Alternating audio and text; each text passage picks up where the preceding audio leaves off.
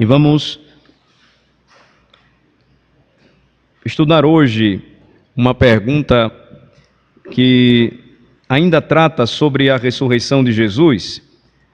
E nós vimos, na última oportunidade onde estudamos o Catecismo de Heidelberg, que quando a Bíblia diz e quando a Bíblia fala sobre a volta de Jesus aos céus, que é a ascensão de Jesus, depois que Jesus ressuscitou, ele passou um tempo com seus discípulos, e depois os seus discípulos viram Jesus voltando para a presença do Pai. E quando eles estavam olhando Jesus voltar para os céus, abençoando-os, um varão, um anjo, apareceu ao lado deles e disse o seguinte: por que vocês estão tristes? O mesmo Jesus que vocês estão vendo subir, ele vai voltar a segunda vez. Então, quando nós aprendemos este tema, e vemos como também no credo apostólico ele é ensinado, que Jesus subiu aos céus, nós aprendemos que Cristo, diante de seus discípulos, à vista de seus discípulos, ele se elevou da terra aos céus, onde permanece para o nosso bem. Jesus voltou aos céus porque afirmou que iria preparar para nós um lugar nos céus. E de lá, a Escritura diz, a palavra de Deus nos ensina, ele voltará a segunda vez para julgar os vivos e os mortos. Então a pergunta de hoje, que é a pergunta 47, trata da seguinte questão: então, Cristo não está conosco até o fim do mundo, conforme a sua promessa? Lembram da promessa de Jesus em Mateus 28, versículo 20? Vamos para lá. Mateus 28, primeiro livro do Novo Testamento. Seu último capítulo é o 28. E o seu último versículo é o versículo 20. Mateus 28, versículo 20. Quando Jesus, antes de subir aos céus, ele entregou uma segunda grande comissão aos seus discípulos. A primeira delas está lá em Mateus 10, a segunda ela ocorre aqui no final do Evangelho. Jesus ele se aproximou deles e lhes falou: toda a autoridade me foi dada no céu e na terra. A partir do versículo 18 nós observamos isto. Versículo 19 ele falou: ide, portanto, fazei discípulos de todas as nações, batizando-os em nome do Pai, do Filho e do Espírito Santo, ensinando-os a guardar todas as coisas que vos tenho ordenado. E aí ele concluiu dizendo o quê? Vamos ler? E eis que estou convosco todos os dias até a consumação dos séculos. Então a pergunta de hoje, ela não é sem sentido. Se Jesus Cristo falou que estaria conosco até o fim do mundo, foi uma promessa que ele nos deu, como pode ele ter subido ao céu e permanecer ainda aqui nesta terra com a gente? Então a pergunta 47 é: então Cristo não está conosco até o fim do mundo conforme a promessa? Resposta: Cristo é verdadeiro Deus e verdadeiro homem. Como ser humano, Jesus não se encontra mais na terra, mas por sua divindade, majestade, graça e espírito, está sempre conosco.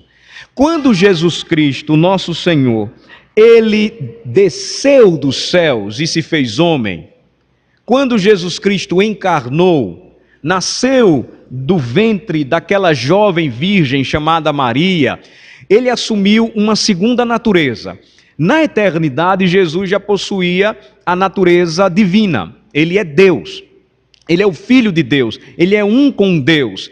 A Escritura diz que Jesus é o resplendor da glória de Deus, ele é a expressão exata do ser de Deus. Então, desde a criação, Jesus ele participa de tudo o que nós vemos, vivemos, sentimos. Contudo, quando na plenitude dos tempos, ou seja, no tempo certo, ele desceu dos céus, ele se fez homem, ele assumiu uma outra natureza. Que natureza é esta? A natureza humana. A partir daí, Jesus continuou sendo verdadeiro Deus, mas também verdadeiro homem. Ele possui duas naturezas. Ele é 100% Deus, mas também ele é 100% homem. Estas duas naturezas, elas não se separam. De forma que quando a Escritura nos diz e nos afirma esta verdade, nós nos deparamos com passagens como as que nós vamos observar agora, falando da humanidade de Jesus ligada à sua natureza divina que possuía na eternidade. Vejam no mesmo Evangelho de Mateus, verifiquem comigo, capítulo 26, Mateus 26, o mesmo Evangelho que nós começamos a ver. Quando ele foi ungido em Betânia, a partir do versículo de número 6, ele falou algo interessante a respeito do que haveria de vir, do que aconteceria quando, completada a sua obra, aqui na terra, ele continuasse esta obra voltando aos céus, depois da sua ressurreição, para voltar ou retornar a segunda vez. Vejam que a partir do versículo 6, nós encontramos aqui a narrativa, a história, de quando Jesus estava em uma cidade chamada Betânia, e ele foi ungido por uma mulher. Diz assim a partir do versículo 6, ora, estando Jesus em Betânia, em casa de Simão, o leproso, aproximou-se dele uma mulher, trazendo um vaso de alabastro cheio de precioso bálsamo, que lhe derramou sobre a cabeça, estando ele à mesa. Vendo isto, indignaram-se os discípulos e disseram, para que este desperdício? Pois este perfume podia ser vendido por muito dinheiro e dar-se aos pobres. Mas Jesus, sabendo disto, disse-lhes, por que molestais esta mulher? Ela praticou boa ação para comigo. Aí vejam só o versículo de número 11, vamos ler? Porque os pobres sempre os tendes convosco, mas a mim nem sempre me tendes. Então, Cristo é verdadeiro Deus e verdadeiro homem. Ele estava apontando para um momento em que chegaria um dia que não se encontraria mais na terra. Eles deveriam continuar a obra e eles deveriam fazer o bem àqueles que necessitassem. Mas naquele instante, Jesus mostra o destaque de sua presença. O interessante é que naquele período, e ainda hoje no Oriente, as mesas elas são diferentes das nossas. As mesas geralmente ocidentais, elas são caracterizadas por cadeiras onde nós nos assentamos. As mesas naquela época, elas vinham em uma forma de U, e os seus assentos acompanhavam ao redor da mesa, e geralmente eles comiam e conversavam em cima de almofadas e reclinados. Então é justamente assim que Jesus está quando aquela mulher vem e começa a ungir a sua cabeça com um bálsamo que era um perfume valiosíssimo naquela época. E os discípulos então questionam e dizem, mas ela está gastando algo caro que poderia render muito dinheiro para ajudar pessoas necessitadas, porque olha, Jesus está aqui com a gente, ele está comendo, ele está sendo hospedado. E aí Jesus diz assim, ela praticou boa ação para comigo, porque os pobres sempre os tendes convosco, mas a mim nem sempre me tendes. E aí no versículo 12 ele conclui, pois derramando este perfume sobre o meu corpo, ela o fez para o meu sepultamento. Jesus estava falando da necessidade de cumprir a sua missão. Jesus estava lembrando que desde o princípio ele ensinou aos seus discípulos que deveria dar a sua vida por eles, e também estava mostrando que nem sempre estaria com eles, porque Jesus não permaneceu morto. Jesus ressuscitou, ou ressuscitaria, e depois voltaria para a presença do Pai. Agora vejam comigo Hebreus capítulo 8, versículo 4. No Novo Testamento também, carta aos Hebreus, capítulo 8, no versículo de número 4.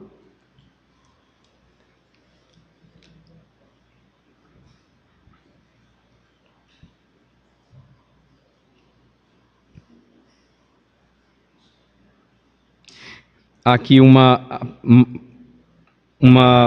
ensinamento sobre a mediação de Cristo como superior sacerdote. Aqui é um ensinamento onde ele exerce atualmente este sacerdócio. E aí, capítulo 8, a partir do versículo 1, diz assim, ora, O essencial das coisas que temos dito é que possuímos tal sumo sacerdote que se assentou à destra do trono da majestade nos céus. Então, o autor aos Hebreus está ensinando aqui, dizendo assim: o maior de todos os sacerdotes, o sumo sacerdote das nossas almas, que é Jesus, ele exerce esta intercessão, esta mediação, não aqui na terra, mas nos céus. Ele diz: o essencial das coisas que temos ensinado, dito, é que possuímos tal sumo sacerdote, o Filho de Deus perfeito para sempre, que se assentou à destra do trono da majestade nos céus, como ministro do santuário, versículo 2, e do verdadeiro tabernáculo que o Senhor erigiu, que o Senhor levantou, não o homem. Pois todo sumo sacerdote é constituído para oferecer tanto dons como sacrifícios. Por isso, era necessário que também esse sumo sacerdote tivesse o que oferecer. E aí o versículo 4 nos diz o quê? Vamos ler? Ora, se ele estivesse na terra, nem mesmo sacerdote seria, visto existirem aqueles que oferecem os dons segundo a lei. Então, percebam que o autor aos Hebreus vai mostrar a superioridade de Cristo sobre o sacerdócio que naquela época ainda estava acontecendo, sobre os sacerdotes que ainda continuavam naquela época oferecendo sacrifícios no templo em favor do povo. O assunto aqui era o seguinte: esses irmãos estavam querendo voltar novamente para o passado. E o autor aos Hebreus então diz: olha, Jesus já cumpriu tudo. E se ele estivesse aqui, estaria fazendo o mesmo que os outros fazem. Mas por que ele não está aqui? Porque ele ressuscitou e glorificado, subiu aos céus, e lá na direita, ou à direita do Pai, que está nos céus, ele faz intercessão por seu povo. Então nós temos aqui duas passagens interessantes que mostram o seguinte: Cristo, fisicamente, não se encontra entre nós, mas espiritualmente sim. Fisicamente ele não está. Seu corpo já foi ressurreto, Jesus ressurgiu da morte, ele ressurgiu livre de todas as barreiras materiais, nós sabemos disso. Quando ele ressurgiu, sendo o Filho de Deus, ele passou por portas fechadas, paredes. Jesus tem poder para retornar a qualquer momento? Tem. Mas não foi o propósito divino que assim acontecesse. Era necessário que o maior de todos os homens, o sumo sacerdote, depois de cumprir a sua obra nesta terra, ele voltasse à presença do Pai. Então, Jesus, ressurreto, o seu corpo não permanece mais entre nós, mas espiritualmente sim. E como é que isso acontece? Como é que isso se dá? Vamos para o Evangelho de João. Vejam só. Em João capítulo 15, nós encontramos uma passagem onde Jesus fala de si mesmo e nos diz o seguinte. João capítulo 15,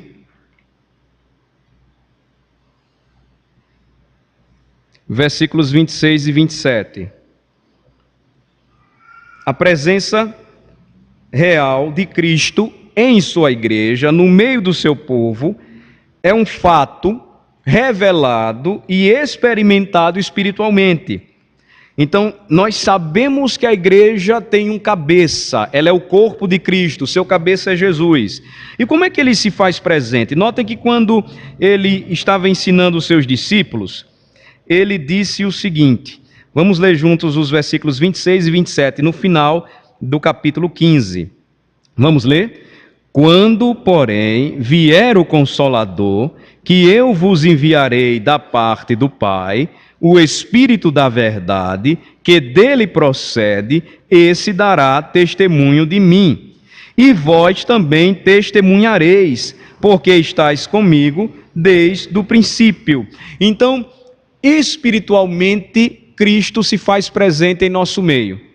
Ele mesmo prometeu, e está escrito nesse mesmo evangelho, no capítulo de número 16, que ele voltaria à presença do Pai para enviar o seu Espírito.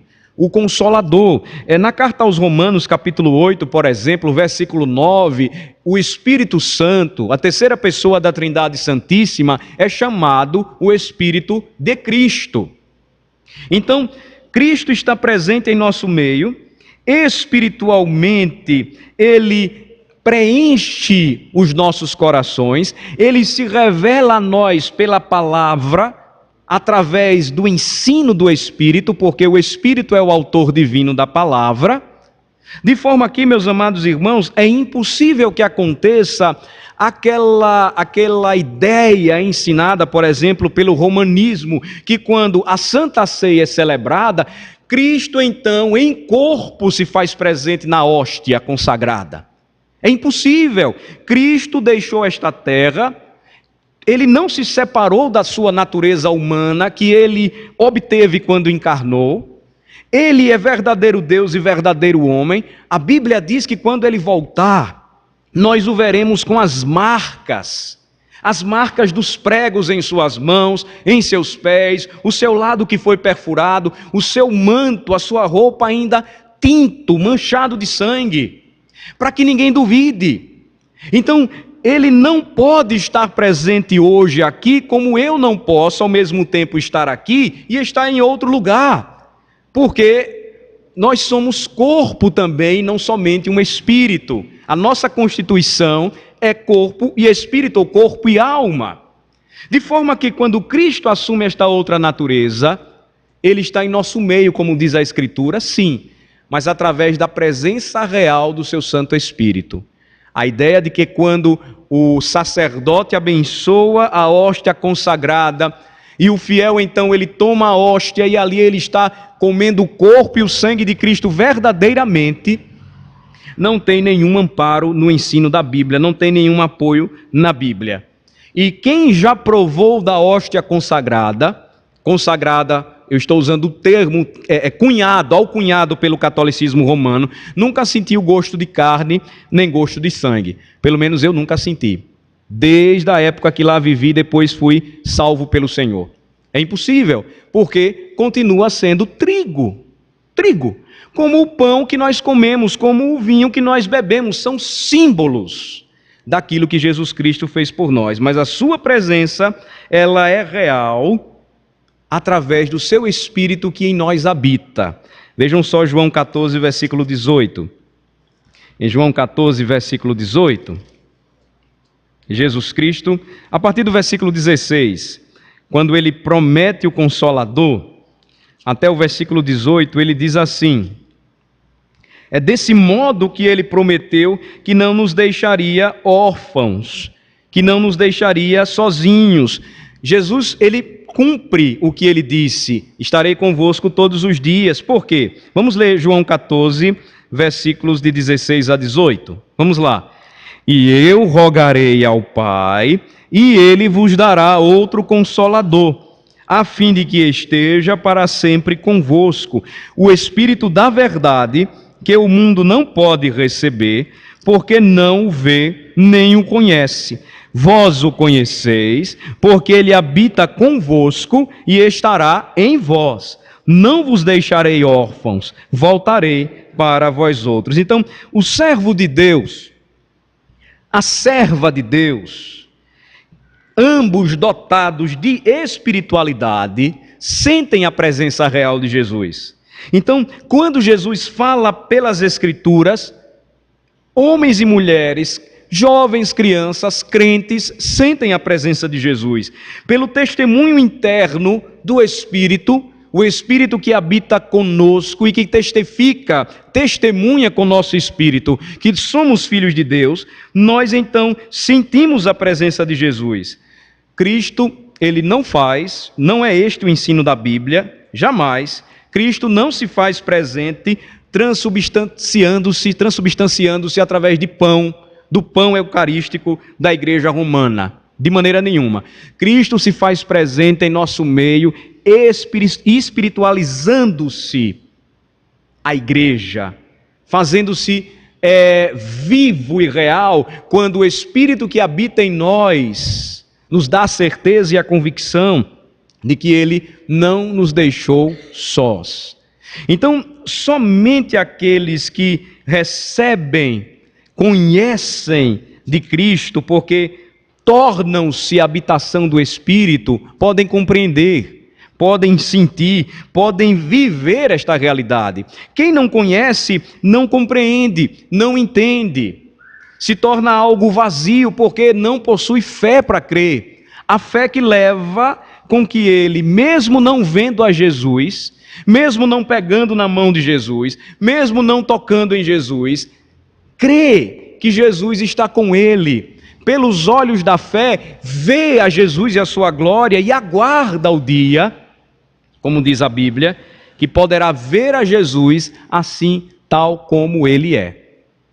De forma que, meus amados irmãos, o que nós aprendemos aqui com esta passagem é que, de modo nenhum, Jesus abandonaria os seus discípulos. Ele nunca foi enganador, ele nunca falou aquilo que não fosse claro, que não fosse real, que não fosse direto, que não fosse cheio de verdade, porque ele é a verdade e a vida.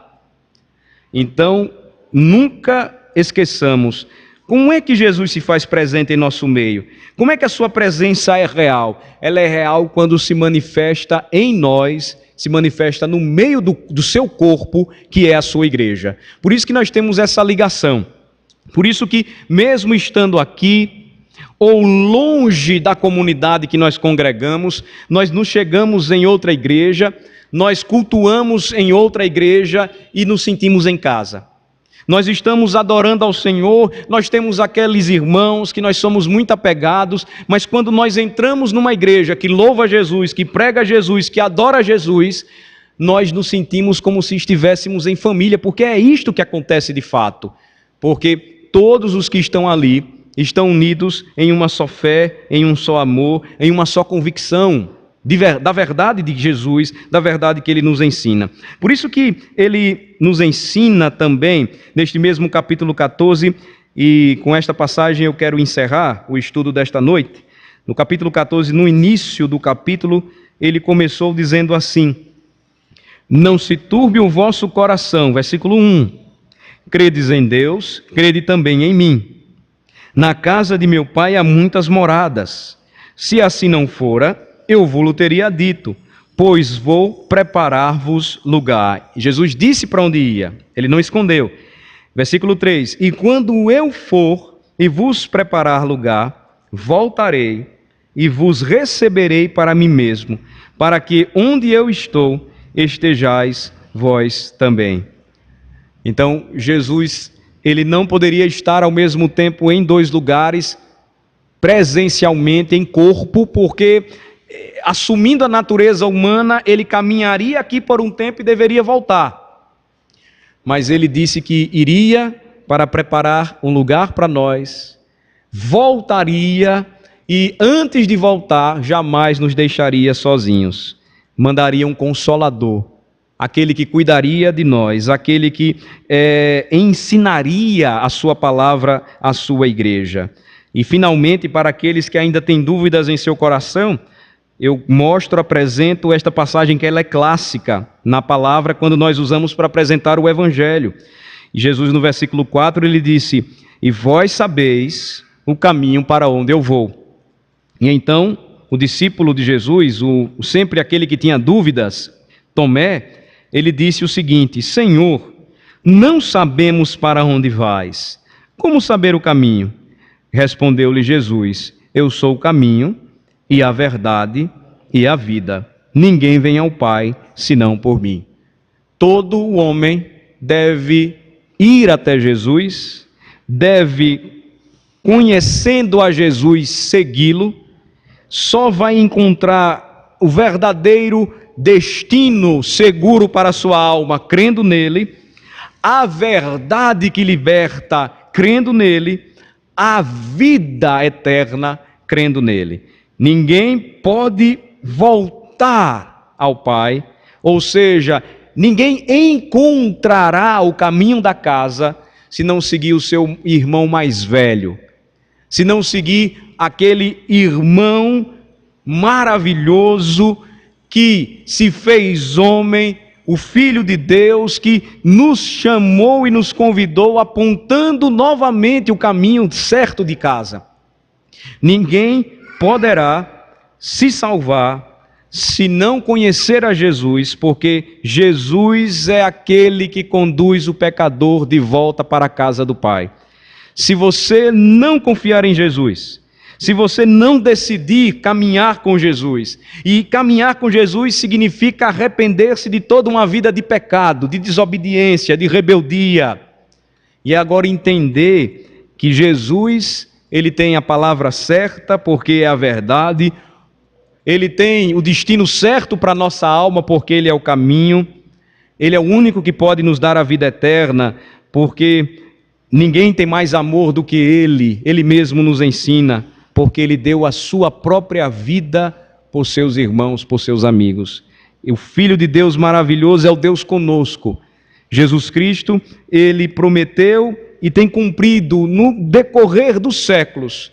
E esta verdade permanece hoje, e nós precisamos, mais uma vez, lembrar, anunciar, crer e confiar, tendo a certeza de que um dia, sim, um dia, nós nos reencontraremos com Jesus, veremos a Jesus, e certamente este dia será um dia maravilhoso. Vamos orar ao Senhor. Ó Senhor, nosso Deus e nosso Pai, te agradecemos pela promessa que foi cumprida em Jesus Cristo, o teu Filho amado, aquele que, sendo Deus, veio ao mundo e se fez nosso irmão por amor, por misericórdia, revelando a sua maravilhosa graça em nos encontrar, libertar dos nossos pecados e nos salvar. Nós agradecemos ao Senhor, porque a promessa que Ele nos deu, ela é real, e é sobre ela que descansamos, porque o Senhor mesmo falou, prometeu, que ficaria conosco todos os dias da nossa vida até a consumação do século, até o seu retorno. E a tua palavra nos diz que Ele não nos abandonou. Ele nos enviou um Consolador, o Espírito da verdade, o Espírito de Cristo, aquele que nos consola, aquele que nos instrui, aquele que toca o nosso coração, aquele que corrige e que anima a nossa alma quando estamos abatidos, aquele que elimina e destrói todos os nossos medos, as nossas dúvidas, aquele que sempre mantém acesa a chama da esperança, aquele que faz com que entendamos toda a palavra e encontremos sempre a renovação da promessa, a convicção clara de que pela fé caminhamos e temos a certeza de que o Senhor Jesus Cristo, presente espiritualmente em nosso meio, voltará a segunda vez e todo olho, como diz a tua palavra, todo olho o verá. Para que ninguém tenha dúvida, Jesus Cristo, nosso Senhor, virá e todos poderão contemplar as suas marcas, as marcas do seu sofrimento, do seu sacrifício, da sua contínua intercessão por nós, quando Ele mesmo derramou o seu sangue para nos salvar. Obrigado, Senhor, porque a nossa fé, ela não se baseia em conto de fadas, mas na realidade histórica, na realidade verdadeira e real de que o Senhor veio ao mundo para salvar o seu povo de seus próprios pecados. Ó Senhor, nós te rendemos graças, nós bendizemos o teu santo nome, porque temos a convicção e caminhamos nesta fé, de fé em fé, de que um dia todo o sofrimento e luta acabarão, e nós então nos encontraremos com aquele que foi um dia novamente à presença do Pai para nos preparar lugar, para nos preparar o céu. Renova, Senhor Deus, a nossa alegria e esperança anima a nossa alma em dias de tantas lutas e crises que temos enfrentado, fortalece a nossa fé, nos fazendo sempre lembrar de que este mesmo Jesus que um dia o mundo viu subir, voltará a segunda vez para resgatar gloriosamente a sua igreja. É no nome dele que oramos. Amém. Amém.